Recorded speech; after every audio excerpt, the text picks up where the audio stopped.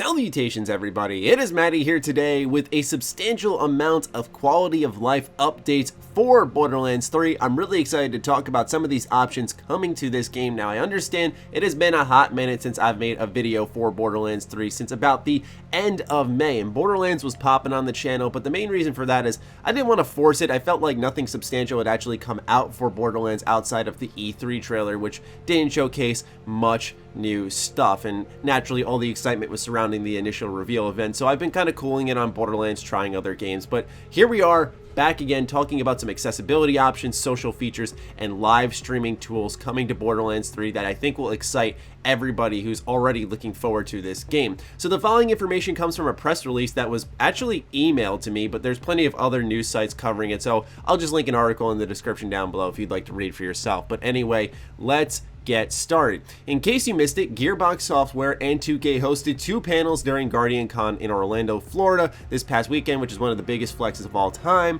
During Friday's panel, Borderlands 3 at the corner of social and streaming, Gearbox shared new details about three key aspects of Borderlands 3's experience: social features, live streaming tools, and accessibility options. Here are just some of the highlights. Social. During the panel, Gearbox confirmed dueling is not only back, it's better than ever. In a series first, free-for-all dueling allows for opt-in 1v1v1 competitive multiplayer, allowing you to take on your friends in a brand new way. Gearbox also announced Rich Presence Discord integration, activity group-based matchmaking, and asynchronous matchmaking, which allows you to play while the system searches for players to pair you with. Now you may be wondering why you would ever matchmake in Borderlands, and I think the final feature we're going to get to in today's video will highlight exactly why this is such a great feature to have. Discord integration is always fantastic. It's the top tier way to chat with your friends in a third-party fashion, and I love the idea of free-for-all dueling. I think the way dueling was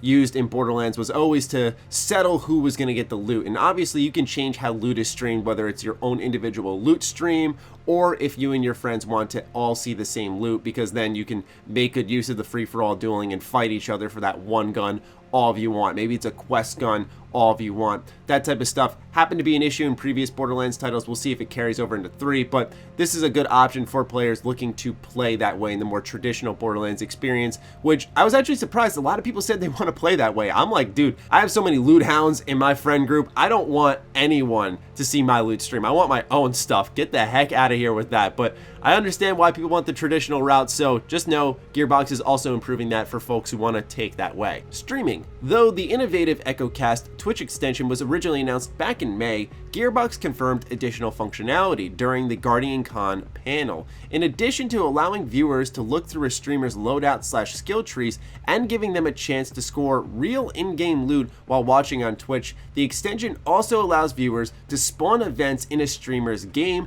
once certain conditions are met. Options include Moxie Mixer events, Badass Viewer events, and more. So when I was actually playing Borderlands 3 during the event in May, one of the coolest things was absolutely the EchoCast Twitch extension. It was the first time I genuinely felt like the people watching had an impact or had an association with the game I was playing. It wasn't me just delivering information that was being asked to me through the chat. They could access everything I had and answer their own questions themselves, and then they could also benefit from tuning in. Of course, it's a little more beneficial now to watch people stream Borderlands 3 on Twitch, because you are going to have loot now in your game when you first start up because of all of the guns you're going to get through these special events. But I love the idea of down the line when we're playing the game, it's into the game's life, it's been out and we all have it, that you guys can create dynamic moments for people like myself to make it interesting for you. What these Moxie Mixer events and Badass Viewer events contain, I am unsure, but I did really like the streaming integration. It seemed like a step in the right direction that did it in a natural way, that didn't really force anything, that didn't really break the game to make it work, to say, hey, just please, for the love of God, stream this game on Twitch.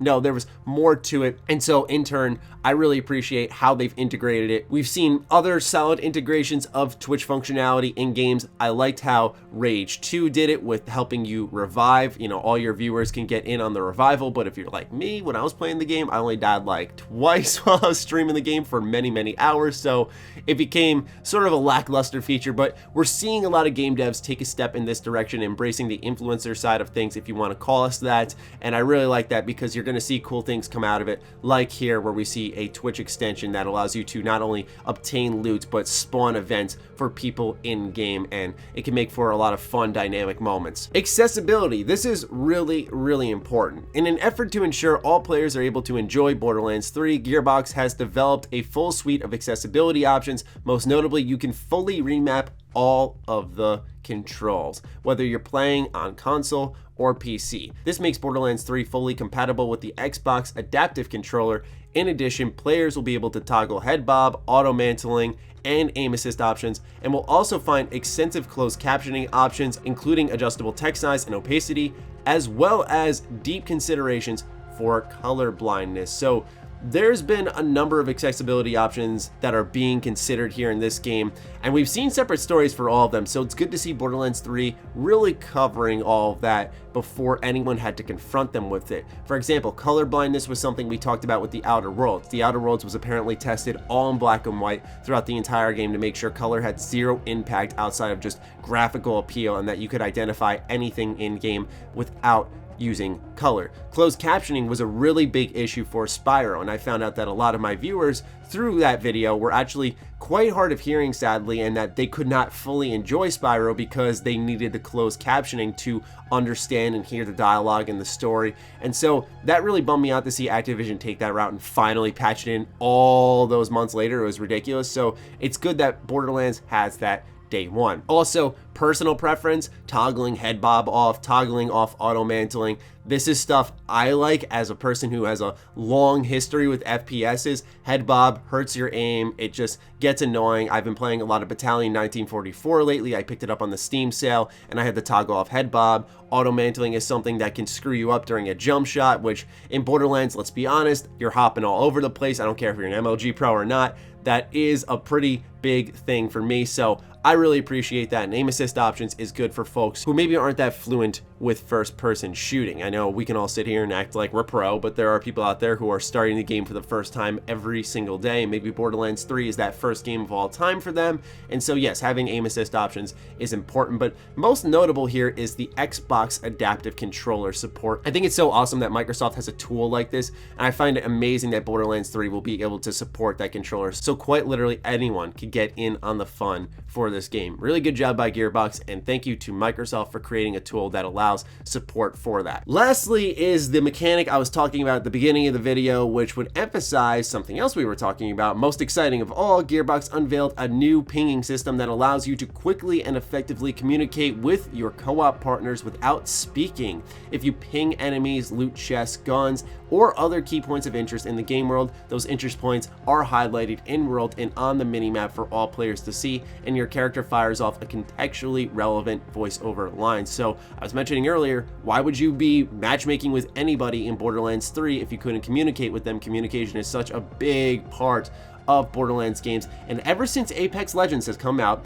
one of the biggest things it included was a pinging system where you could communicate with teammates no matter what. It doesn't mean that playing with randoms is the best way to go, but it made it at least somewhat more of a decent experience. And here in Borderlands, you can now play with random people and effectively communicate with them, pointing out enemies, loot chests, guns, and other key points like maybe a mission or the objective you're heading to. And I love that we're seeing them do something like this. I'm sure it's not the cheapest option because it requires a lot of additional voiceover work for all of those characters, but man, is that a great addition for this game. And I want every multiplayer game, every co-op game to have some form of pinging system. It doesn't have to directly copy what Apex did or now what it seems like Borderlands 3 is doing, but something along those lines that allows you to communicate. Nowadays, emotes, thumbs up, and whatnot don't get the job done when communicating. You want to tell someone, pick up this gun, or hey, there is a chest here, and you can do so. I think that is marvelous. I'm not trying to make a big deal out of such a little thing, but for those of you out there who are picking up Borderlands 3 because you are hyped, but you are going to be playing by yourself or with random people online, this game just got a million times better because you can matchmake while you play, and then on top of that, when someone joins your party, you can actually communicate with them. So some of us out there obviously have our squads planned out. We know we're playing with buddies. We know who we're playing with, but it's good for those of you who are planning on playing solo and maybe hopping into the co-op sphere that you have option. Kudos to Gearbox for quite literally showing support for everybody in every single situation in this press release. Really, really impressive stuff. I'm excited for this game, man. They're in the final stretch. It's crazy to think this game is coming out in September. I mean, we are right around the corner, which is why I think things are slowing down a little bit, because they probably have their heads down and they're working hard, which also means maybe down the line we'll see one more event for this game, presumably with Moze and Flak being the spotlight, because the first event highlighted Amara and Zane. So time shall tell, ladies and gentlemen. Just a bit of speculation on my point. I don't know anything. But anyway, I'd love to hear your thoughts on the latest Borderlands 3 info in the comments down below. Please fire away. Other than that, be sure to follow me on Twitter, follow me on Instagram. Those links are in the description down below, along with my Patreon. Do consider supporting that, as it fuels all the content I create here. Stay sexy, stay active. I love you all. Peace.